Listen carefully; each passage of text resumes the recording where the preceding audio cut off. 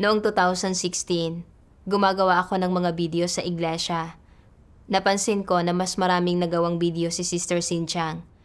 At sa aming mga talakayan, ginagamit ang karamihan sa mga opinyon niya. At palaging hinihingi ng supervisor na ibahagi ni Sister Sinchang ang mga pananaw niya.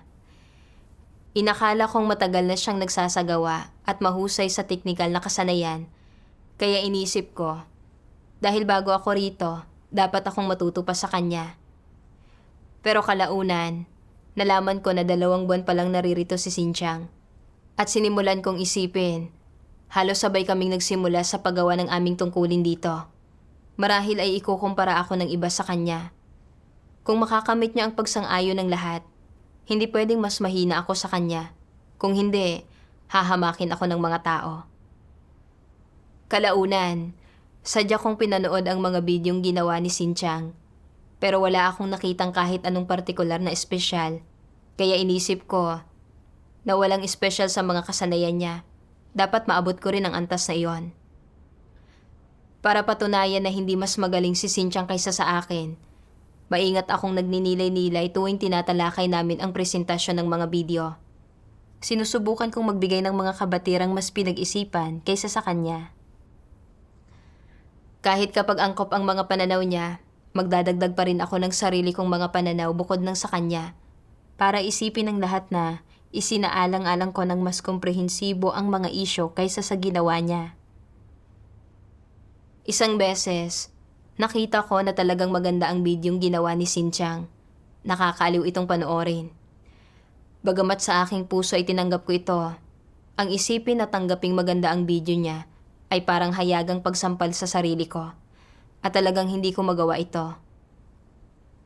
Pinagaan ko ang loob ko sa pag-iisip na kung isa sa puso ko ito ng kaunti, hindi ako magiging mas malala kaysa sa kanya.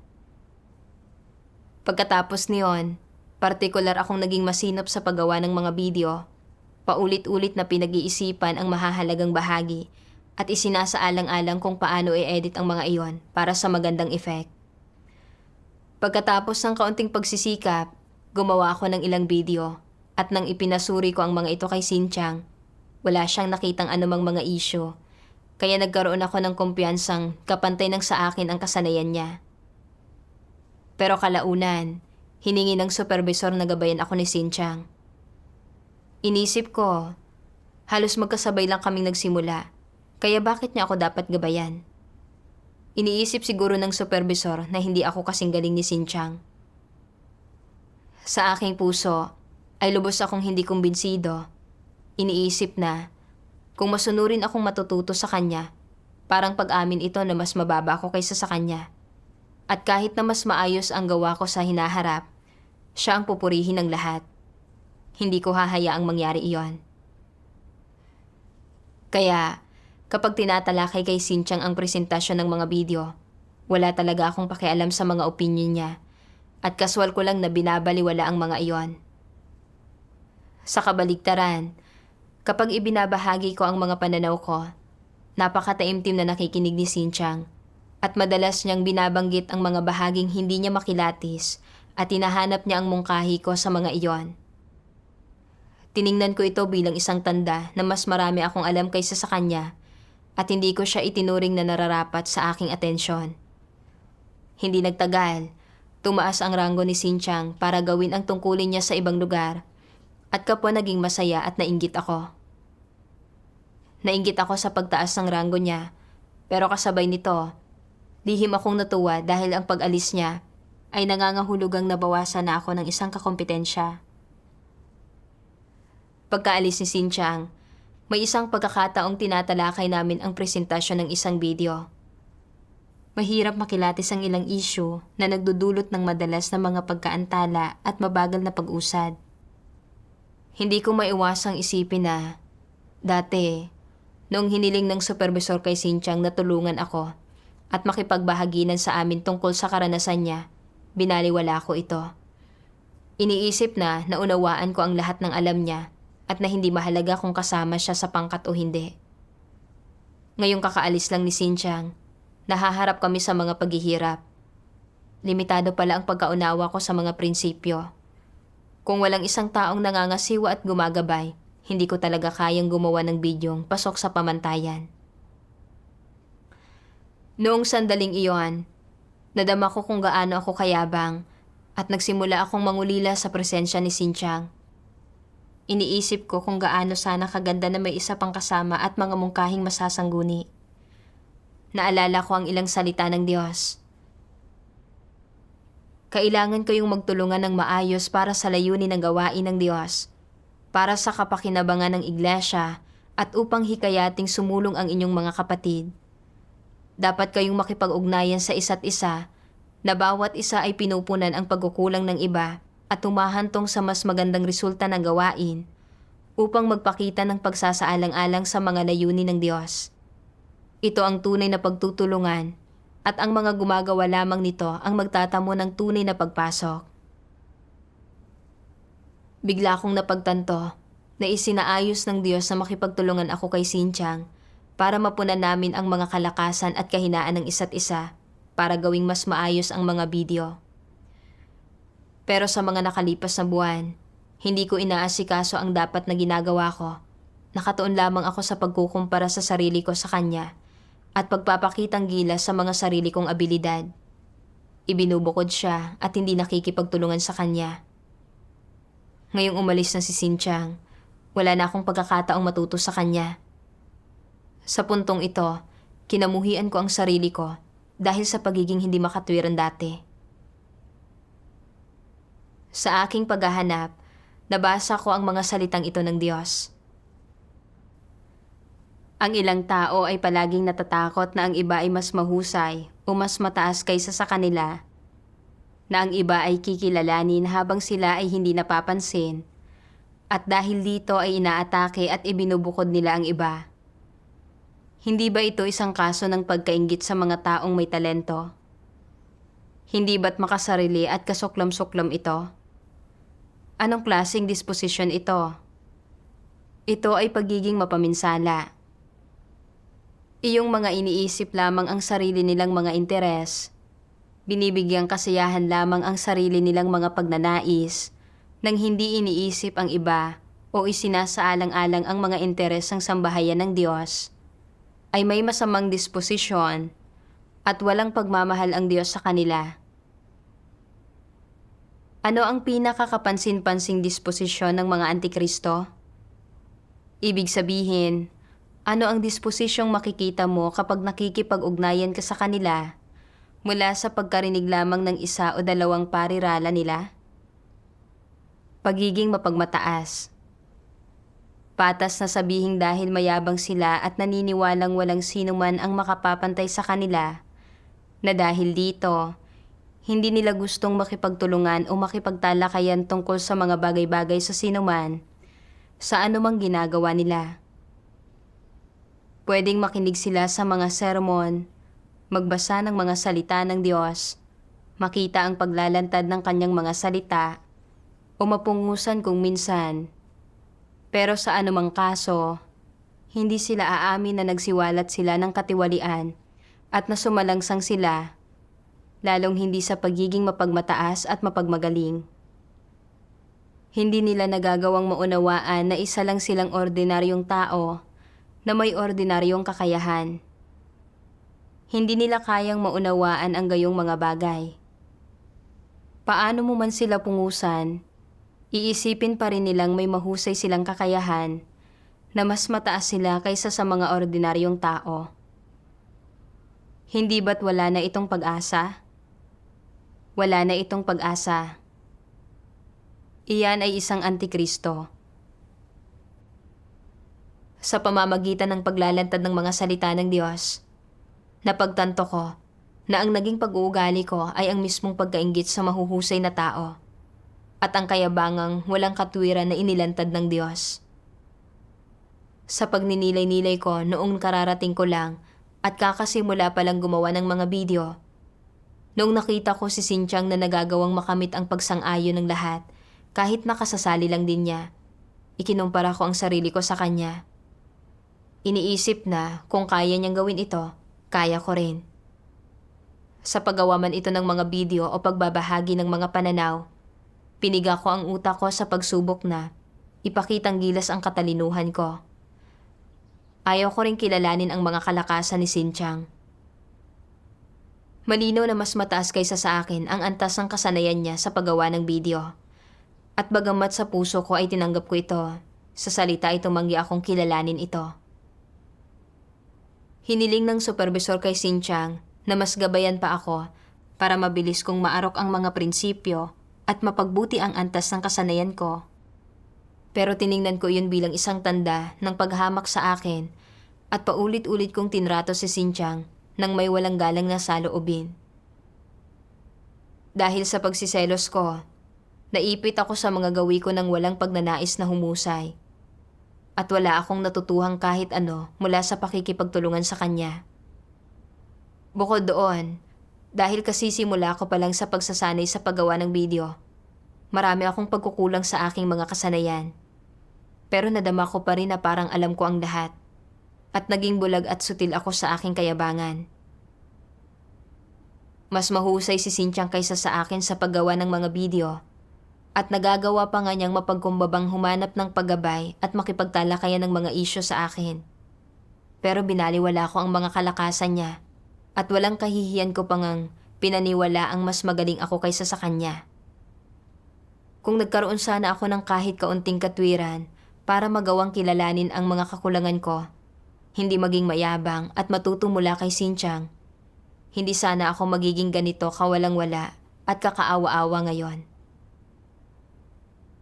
Nang mapagtanto ko ito, nanalangin ako sa Diyos. O Diyos, hindi ko inaasikaso ang dapat na ginagawa ko at binigo ko ang taimtim mong layunin. Kahit ngayon, hindi pa rin ako naging bihasa sa mga kasanayan na nakaantala sa tungkulin ko. Handa akong magsisi. Makalipas ang 2 taon, isang bagong supervisor na nagngangalang Wang Lo ang naitalaga. Ako ang responsable dati sa gawain ni Wang Lo. Pero naging supervisor na siya ngayon na nangangasiwa sa gawain ko na talagang ikinaasiwa ko. Iniisip ko, mas matagal ko nang ginagawa ang tungkulin ko kaysa sa kanya, pero naging supervisor na siya kaagad pagdating niya. Iisipin kaya ng mga kapatid na sa kabila ng mas mahabang pagsasanay ko, hindi pa rin ako kasing galing ng isang baguhan? Bagamat hindi ko nilayong maging isang supervisor, ayaw ko ring mahamak. Kaya maingat kong tinanong ang isang sister tungkol sa opinyon niya kay Wang Lo. At sinabi ng sister na si Wang Lo ay may talagang mahusay na pagkaarok sa mga prinsipyo at magaganda ang resulta ng mga bidyong ginawa niya. Nang marinig ko ito, hindi ako kumbinsido at hindi makapaniwalang talagang ganoon siya kahusay. Pagkatapos niyon, palagi akong naghahanap ng mga katiting na problema kay Wang Lo para maibsan ang pagkiling sa pag-iisip ko. Isang gabi, dumating si Wang Lo para ibuod ang mga isyu sa aming gawain at gusto kong makita kung ano ba mismo ang antas niya, kaya naghintay ako na makipagbahaginan siya. Gayunpaman, matagal siyang tahimik. Inisip ko, bilang isang supervisor, bakit hindi ka na magsimula? Mukhang supervisor ka lang sa pangalan, ni hindi mo maayos ang katiting na gawaing ito. Pagkatapos niyon, sadya kong sinabi sa mga sister na pasibo si Wang Lo at hindi mahusay sa kanyang mga tungkulin, at sumang-ayon sila sa pananaw ko. Medyo natuwa ako sa kasawian niya. Iniisip na, bagamat pinupuri siya ngayon, hindi kahanga-hanga ang kakayahan niya sa gawain sa anumang paraan. Malamang na hindi niya magagawang pangasiwaan ng matagal ang papel ng isang supervisor. Pagdating ng panahong iyon, iisipin ng mga kapatid na bagamat wala akong kakayahan na maging isang supervisor, kahit papaano ay maaasahan at mapagkakatiwalaan ako sa aking tungkulin at hindi ako mas malala kaysa sa kanya. Sa isa pang pagtitipon, tinanong ni Wang Lo ang kalagayan ko at sumagot ako ng mapagwalang bahala kaya nahirapan siyang maarok ang tunay kong kalagayan at sadya ko siyang inilagay sa isang mahirap na posisyon. Sa mga karaniwang pagtitipon, kahit na may mga kabatiran ako, hindi ako kaagad nakikipagbahaginan at taimtim pa nga akong umasa na mananatili ring tahimik ang iba para makita kung paano pangangasiwaan ni Wanglo ang sitwasyon. Pero nagkusa ang lahat na magbukas at makipagbahaginan at aktibo silang sumagot sa kahit anong tanong ni Wanglo. Dahil nakita kong malaya at kampante ang lahat, samantalang pakiramdam ko ay hindi ako nababagay. Tinanong ko ang aking sarili. Bakit kaya ng lahat na tratuhin ng tama si Wanglo? Samantalang palagi kong sinusubukang sumalungat sa kanya. Sa aking pagninilay-nilay, napagtanto ko na umaandar na naman ang pagkasilosa ko. Isang araw, nabasa ko ang mga salitang ito ng Diyos. Anong uri ng disposisyon ito kapag may nakita ang isang tao na mas mahusay kaysa sa kanya at sinusubukan niya itong pabagsakin, nagkakalat ng mga tsismis tungkol dito, o gumagamit ng mga kasuklam-suklam na paraan para siraan ito at isabotahi ang reputasyon nito. Inaapakan pa maging ang pagkatao nito para maprotektahan niya ang sarili niyang puwang sa isip ng mga tao. Hindi lang ito kayabangan at kapalaluan, ito ay disposisyon ni Satanas. Ito ay isang mapaminsalang disposisyon. Mapanira at buktot na nagagawa ng taong ito na batikusin at ihiwalay ang mga taong mas mahusay at mas malakas kaysa sa kanya. At ipinapakita ng hindi niya pagtigil hanggang sa mapabagsak ang mga tao kung gaano siya kademonyo. Dahil namumuhay siya ayon sa disposisyon ni Satanas, malamang na maliitin niya ang mga tao, subukang isangkalan sila at pahirapan sila. Hindi ba ito paggawa ng masama? At habang namumuhay ng ganito, iniisip pa rin niyang maayos ang lagay niya na mabuti siyang tao. Subalit kapag may nakita siya na taong mas magaling kaysa sa kanya, malamang napahirapan niya ito, natapak-tapakan niya ito. Ano ang isyu rito? Hindi ba't ang mga taong kayang gumawa ng ganoong masasamang gawa ay mga immoral at matitigas ang ulo? Ang mga gayong tao ay iniisip lamang ang sarili nilang mga interes. Isinasaalang-alang lamang nila ang sarili nilang damdamin at ang tanging nais nila ay matupad ang sarili nilang mga pagnanais, ambisyon at pakay. Wala silang pakialam kung gaano kalaking pinsala ang idinudulot nila sa gawain ng iglesia at mas gugustuhin nilang isakripisyo ang mga interes ng sambahayan ng Diyos para maprotektahan ang kanilang katayuan sa isipan ng mga tao at ang sarili nilang reputasyon. Hindi ba't ang mga taong gaya nito ay mapagmataas at nag-aakalang mas matuwid sila kaysa sa iba, mga makasarili at ubod ng sama? Ang gayong mga tao ay hindi lamang mapagmataas at nag-aakalang mas matuwid sila kaysa sa iba. Labis din silang makasarili at ubod ng sama. Hinding-hindi sila mapagsaalang-alang sa mga layunin ng Diyos. Mayroon bang may takot sa Diyos na puso ang gayong mga tao? Wala man lang silang may takot sa Diyos na puso.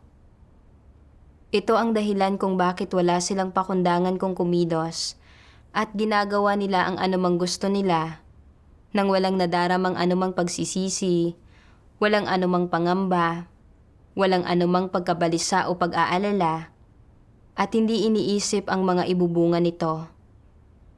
Ito ang madalas nilang ginagawa at kung paano sila palaging kumikilos. Ano ang kalikasan ng ganoong pag-uugali?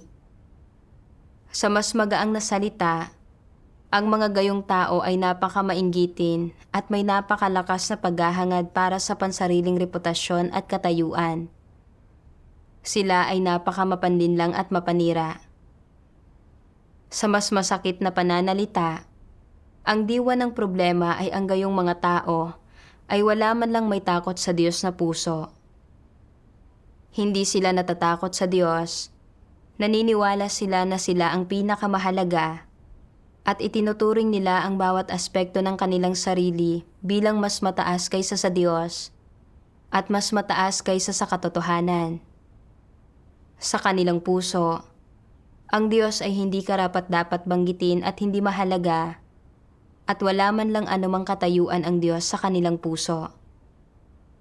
Maisasagawa ba ang katotohanan ng mga walang puwang ang Diyos sa puso nila at ng mga walang may takot sa Diyos na puso? Hinding-hindi.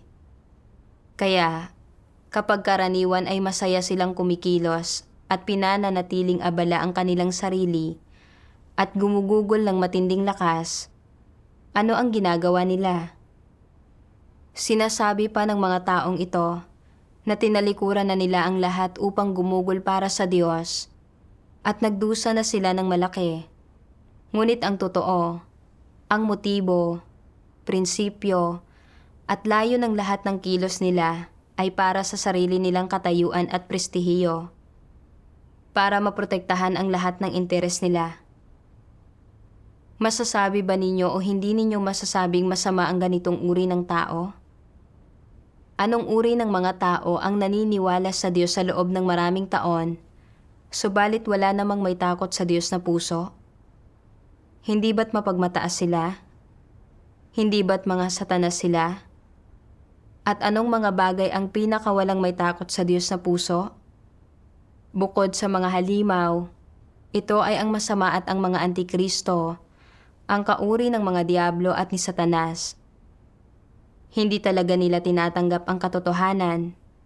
Lubos silang walang may takot sa Diyos na puso. Kaya nilang gumawa ng anumang kasamaan.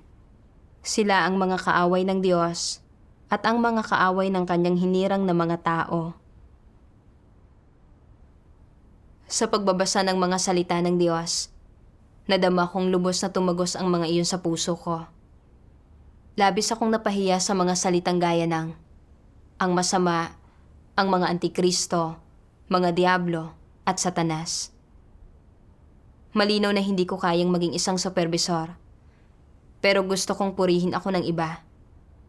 Dahil nakita ko si Wanglo na isang baguhan na nalalampasan ng iba, natakot ako na sasabihin ng mga tao na sa kabila ng mahabang panahon ng pagsasanay ko, mas mababa pa rin ako kaysa sa baguhan na pinagmukha akong hindi sapat. Mula sa pagsiselos at hindi pagkakontento, tumuon ako sa paghahanap ng mga kamalian sa kanya. Noong unang sumali si Wanglo at hindi pa siya pamilyar sa gawain, sinubukan kong maghanap ng kapintasan sa kanya dahil sa pagiging pasibo niya at hindi mahusay, para maliitin siya at sirain ang mga pagsisikap niya. Sa mga pagtitipon, hindi ako maagap sa pagbabahaginan at ayaw ko ring hayaan ang ibang kapatid na magbahagi. Sadyang nilalayong ipahiya siya. Talagang kasuklam-suklam at mapaminsala ako nang wala man lang takot sa Diyos. Sa panlabas, nagselos ako sa kanya at gumawa para sirain siya. Pero sa realidad, ginugulo at ginagambala ko ang gawain ng iglesia at sinasalungat ang disposisyon ng Diyos. Paggawa ito ng kasamaan. Hindi ko mismo magawang isakatuparan ang papel ng isang supervisor, pero sinunggaban ko ang mga pagkakamali ng iba para pahirapan sila, umaasang mabibigo rin sila. Kumikilos ako bilang isang lingkod ni Satanas. Kung patuloy akong mamumuhay sa pagsiselos at pakikipagkompetensya, sa malaot madali, haharapin ko ang kaparusahan ng Diyos dahil sa paggawa ng maraming masamang gawa. Sa aking pagninilay-nilay, binasa ko ang mga salitang ito ng Diyos. Sa kampo ni Satanas, sa lipunan man o sa mga opisyal na mga lupon, ano ang namamayaning atmosfera? Ano ang mga popular na pagsasagawa?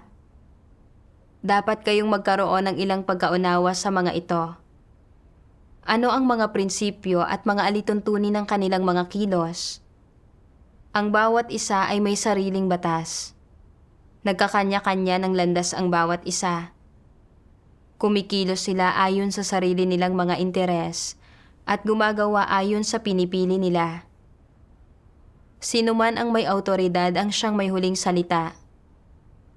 Kahit sandali ay hindi nila iniisip ang iba. Ginagawa nila ang maibigan nila. Nagsisikap para sa kasikatan, pakinabang at katayuan, at ganap na kumikilos ayon sa mga sarili nilang kagustuhan. Sa sandaling tumanggap sila ng kapangyarihan, Mabilis nilang ginagamit ang kapangyarihang ito sa iba. Kung napasama mo ang loob nila, nanaisin nilang pahirapan ka, at wala ka nang magagawa kundi ang magbigay sa kanila ng mga regalo. Kasing lupit sila ng mga alakdan, handa silang labagin ang mga batas, ang mga regulasyon ng pamahalaan, at gumawa ng mga krimen. Lahat ng ito ay kaya nilang gawin. Ganito kadilim at kasama sa kampo ni Satanas. Ngayon, pumarito ang Diyos upang iligtas ang sangkatauhan, upang tulutan ang mga taong tanggapin ang katotohanan, maunawaan ang katotohanan, at makalaya mula sa pang-aalipin at kapangyarihan ni Satanas. Kung hindi ninyo tatanggapin ang katotohanan at hindi isasagawa ang katotohanan, hindi ba't namumuhay pa rin kayo sa ilalim ng kapangyarihan ni Satanas? Kung gayon, ano ang pinagkaiba ng kasalukuyang kalagayan ninyo sa mga diablo at ni Satanas? Makikipagkompetensya kayo sa paraang katulad ng sa mga walang pananampalataya. Makikipaglaban kayo sa paraang katulad sa paglaban ng mga walang pananampalataya. Mula umaga hanggang gabi, kayo ay magpaplano, magpapakana, maiinggit at makikipagtalo. Ano ang ugat ng problemang ito? Ito ay dahil may mga tiwaling disposisyon ang mga tao at namumuhay ayon sa mga tiwaling disposisyong ito. Ang paghahari ng mga tiwaling disposisyon ay ang paghahari ni Satanas. Nananahan ang sangkatauhang ginawang tiwali sa loob ng satanikong disposisyon at walang exception dito. Pagkatapos mabasa ang mga salita ng Diyos, naalala ko na bago ako nanampalataya sa Diyos, sumunod ako sa mga panuntunan para manatiling buhay gaya ng isa lang ang lalaking maaaring manguna at ang pagiging lehitimo ay para sa nanalo. Ang mga natalo ay laging nasa mali. Naisip ko na ang malampasan ang mga nasa palibot ko at ang maging isang taong tinitingala at sinusuportahan ng iba ay ang halaga ng pag-iral. Sa ilalim ng pangingibabaw ng kaisipang ito, sa paaralan, ang mga may mas matataas na marka o mas pinapansin ng mga guro ang naging mga taong lihim kong pinagkukumparahan ng sarili ko.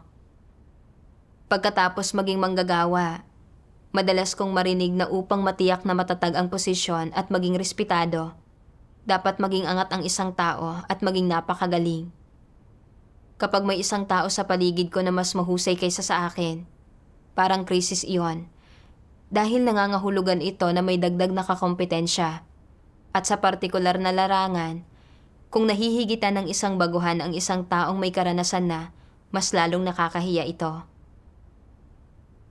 Patuloy kong tiningnan ang mga bagay sa ganitong paraan, kahit pa nagsimula na akong manampalataya sa Diyos.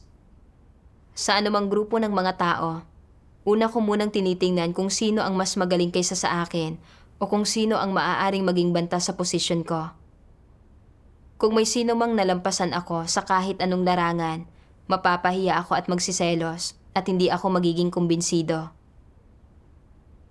Nang nakita ko ang mga kapatid na mas magaling kaysa sa akin, nagselos ako at ibinukod ko sila at palaging sinusubukang maliitin sila at itaas ang sarili ko.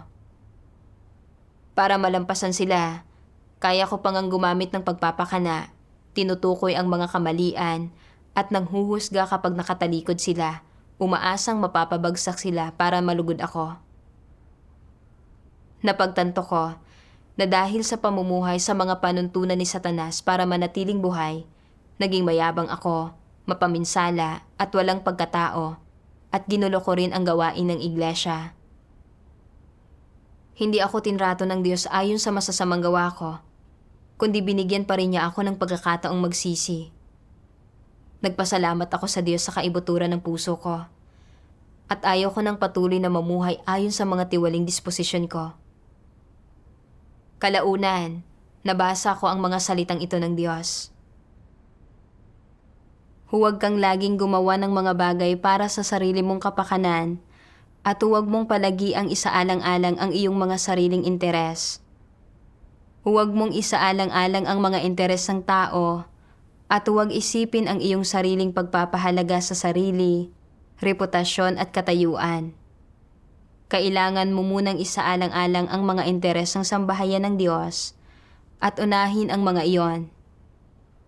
Dapat mong isaalang-alang ang mga layunin ng Diyos at magsimula sa pagkonsidera kung mayroon ba o walang karumihan sa paggampan mo sa iyong tungkulin, kung ikaw ba ay naging tapat, kung natupad mo ang iyong mga responsibilidad, at kung naibigay mo ang lahat mo, gayon din kung buong puso mo bang iniisip o hindi ang iyong tungkulin at ang gawain ng iglesia.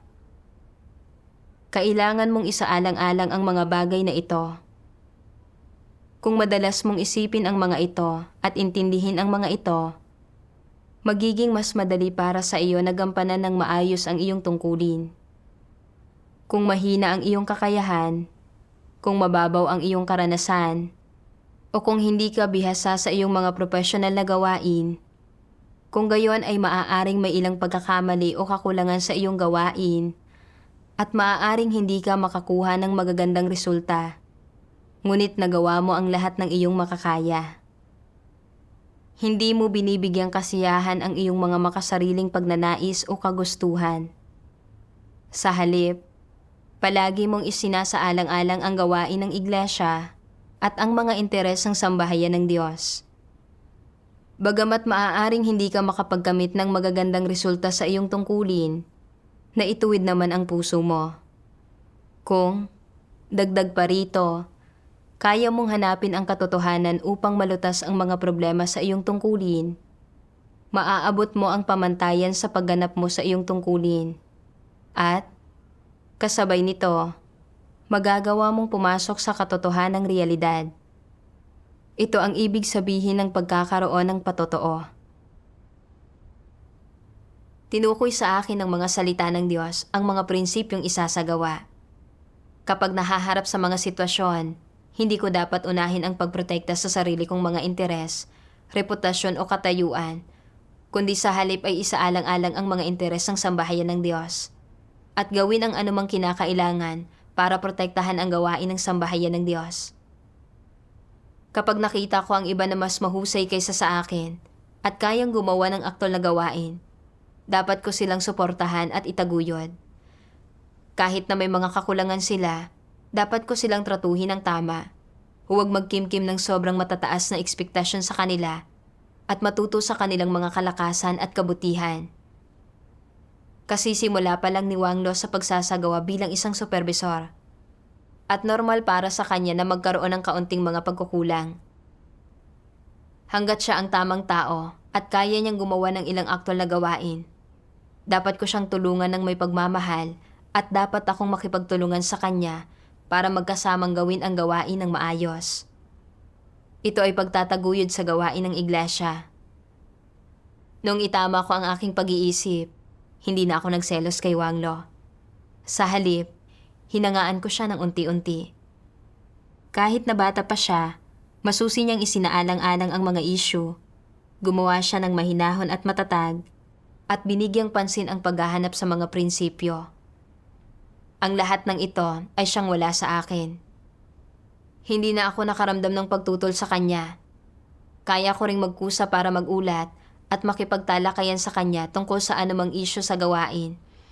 At handa rin akong tanggapin ang komento niya noong tinukoy niya ang aming mga pagkukulang sa gawain. Sa pagsasagawa sa ganitong paraan, hindi ako nahiya. Sa halip, nakadama ako ng higit na paglaya. Kalaunan, inilipat ako sa ibang pangkat para gumawa kasama ni Jenran. Bagamat halos magkasing tagal na namin ginagawa ang tungkuling ito, nakita ko na malinaw na superior kaysa sa akin ang kahusayan at mga professional na kasanayan niya. Noong una, medyo nahihiya ako at nag-aalalang baka hamakin ako ng iba. Pero napagtanto ko na dahil sa kanyang malalakas na kasanayan, pwede akong matuto sa kanya para mapunan ang mga pagkukulang ko. Kaya naging labis akong handa na makipagtulungan sa kanya.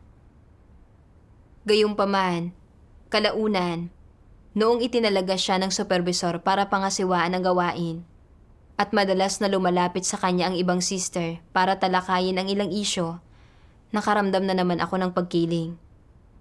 Inisip ko, hindi ba't mas magaling at epektibo lang siya ng bahagya sa tungkulin niya? Dahilan na ba talaga iyon para palibutan siya ng lahat? Parang hindi ako nakikita ng mga tao. Sa puso ko ay hindi ako kumbinsido. Pero noong panahong iyon, napagtanto ko na umaandar na naman ang pagsiselos ko. Kaya nanalangin ako sa Diyos. Hinihinging gabayan niya ako upang pangasiwaan ng tama ang sitwasyong ito. Pagkatapos, binasa ko ang mga salitang ito ng Diyos. Ang papel na ginagampanan mo sa iyong buhay at ang tungkuling ginagawa mo ay matagal na panahon ng paunang itinalaga ng Diyos. Nakikita ng ilang tao na ang iba ay nagtataglay ng mga kalakasan na wala sa kanila at hindi sila nasisiyahan. Gusto nilang baguhin ang mga bagay-bagay sa pamamagitan ng iba yung pag-aaral, iba yung pagtuklas at pagiging mas masikap. Ngunit may limitasyon ang maaaring matamo ng kanilang sigasig at hindi nila mahihigitan ang mga may kaloob at kadalubhasaan. Gaano ka man lumaban, wala itong saysay. Inorde ng Diyos kung magiging ano ka at walang magagawa ang sinuman para baguhin ito. Saan ka man magaling, doon ka dapat magsumikap. Ano man ang tungkuling nababagay sa iyo ay ang tungkulin na dapat mong gampanan. Huwag mong subukang ipilit ang iyong sarili sa mga larangang hindi saklaw ng iyong mga kasanayan at huwag mainggit sa iba. May kanya-kanyang tungkulin ang bawat tao. Huwag mong isiping magagawa mo ang lahat ng mabuti o na mas perpekto ka o mas mahusay kaysa sa iba, na palaging gustong palitan ang iba at ibida ang sarili. Isa itong tiwaling disposisyon. May mga nag-iisip na hindi sila mahusay sa anumang bagay at nawala talaga silang mga kasanayan. Kung ganoon ang kaso, kailangan mo lamang maging isang taong nakikinig at nagpapasakop sa isang praktikal na paraan. Gawin mo ang makakaya mo at gawin ito ng maayos, ng buong lakas mo. Sapat na iyon. Malulugod na ang Diyos. Mula sa mga salita ng Diyos, naunawaan ko na iba-iba ang kakayahan at mga kalakasan ng lahat. Itinakda iyon lahat ng Diyos at hindi tayo pwedeng makipagkompetensya para sa mga iyon. Ang layunin ng Diyos ay para tratuhin natin ng tama ang mga kalakasan at pagkukulang ng ating sarili at ng iba, para tumayo sa sarili nating posisyon at gawin ng maayos ang ating mga tungkulin. Isang katunayan na hindi kasing galing ng kay Jenran ang kakayahan ko sa gawain at pagkaarok sa mga prinsipyo. At mas kumonsulta sa kanya ang mga kapatid para magawa ng maayos ang kanilang mga tungkulin at hindi para hangaan siya at maliitin ako. Ginagawa ng lahat ang kanilang mga tungkulin bilang nilikha sa kanya-kanya nilang papel. Walang mas mataas o mas mababa kaysa kanino man. Eksaktong pinupunan ng mga kalakasan ni Jenran ang mga kakulangan ko, kaya aktibo ko dapat hanapin ang mga payo niya at matuto sa kanya para mas magkamit pa. Sa sandaling ito, sumigla ako. Kailangan kong harapin ang sarili kong kakayahan at mga pagkukulang, isang tabi ang mga ambisyon at pagnanais ko, at gawin kung ano ang kaya kong gawin ng maayos. Ito ang katwirang dapat mayroon ako. Kalaunan, tumuon ako sa paggawa sa gawaing dapat kong gawin sa pinakamakakaya ng abilidad ko, at naghanap at nakipagtalakayan ako kay Jenran kapag naharap ako sa mga bagay na hindi ko makilatis. Kalaunan, kapag nakakakilala ako ng mga taong mas magaling kaysa sa akin, may mga pagkakataong lumalabas pa rin ang pagsiselos. Pero kaya kong sadyang pagnilayan ang sarili ko at manalangin para maghimagsiklaban doon. At hindi na sobrang napigilan at natali ang puso ko. Nagdala ng lalong kapanatagan at kalayaan ang pamumuhay ng ganito. Salamat sa Diyos.